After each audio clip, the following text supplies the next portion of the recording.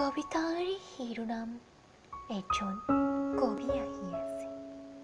কবি শান্তনু শৰ্মা। তোমালোকৰ ঘৰৰ পদূলিৰ জপনাবোৰ খুলি ৰাখিবা, এজন কবি আহি আছে। পুৱা ৰাতি তেওঁৰ ভৰিৰ খোজৰ পবিত্ৰ শব্দত সূৰ্যৰ সাতোটা ঘোঁৰাৰ হিহিয়নিত ভাগি যাব তোমালোকৰ নিদ্ৰা।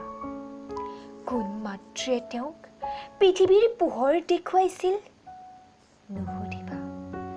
পৃথিৱীৰ সকলো নাৰীয়ে তেওঁৰ মমতা। কোন পুৰুষৰ হাত ধৰি তেওঁ খোজ কাঢ়িছিল তাকো নুসুধিবা। পৃথিৱীৰ সকলো পুৰুষেই তেওঁৰ সহযোদ্ধা।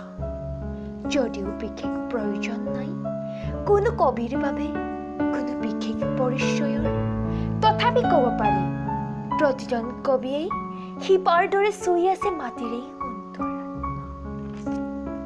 তোমালোকৰ ঘৰৰ পদূলিৰ জপনাবোৰ খুলি ৰাখিবা, এজন কবি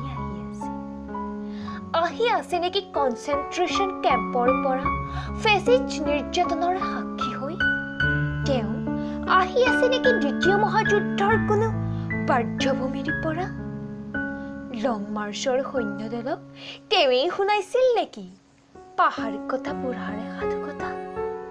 তেওঁৱেই লিখিছিল নেকি বলধৰ শিঙেৰে নামি অহা দুৰ্যাকৰ কথা? তোমালোকৰ ঘৰৰ পদূলিৰ জপনাবোৰ খুলি ৰাখিবা, ইতিহাসৰ পাত লুটিয়াই এজন কবি আহি আছে।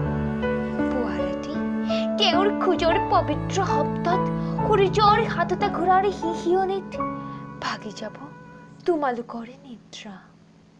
তেওঁৰ অহাৰ পিছতেই হ'ব পাৰে স্বাধীন বৰষুণ, স্বাধীন ৰ'দ। ছাঁ ঋতুৰ উৎসৱত নাচি উঠিব পাৰে প্ৰাণ অলকা তন্দ্ৰা। পুনৰ বিবেচিত হ'ব পাৰে নষ্ট দিশৰ নাগৰিক আৰু কবিতাৰ মাজৰ সম্পৰ্ক। তেওঁ কোন বসন্তৰ অগ্ৰণীটোত স্বপ্নৰ শিলৰুৰে মুকলাই শস্য অহাপাত? তেওঁৱেই নেকি মানুহৰ প্ৰিয়তম কবি জীৱনৰ ফেনগাৰ?